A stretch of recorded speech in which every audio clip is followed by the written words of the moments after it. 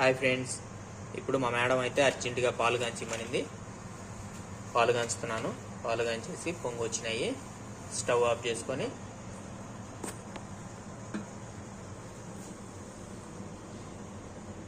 గ్లాసులో వేసి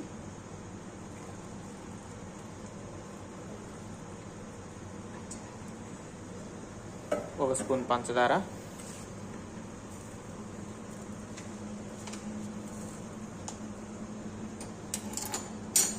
మా మేడం అయితే కుంకుమ పువ్వు వేసి కాంచిమనింది.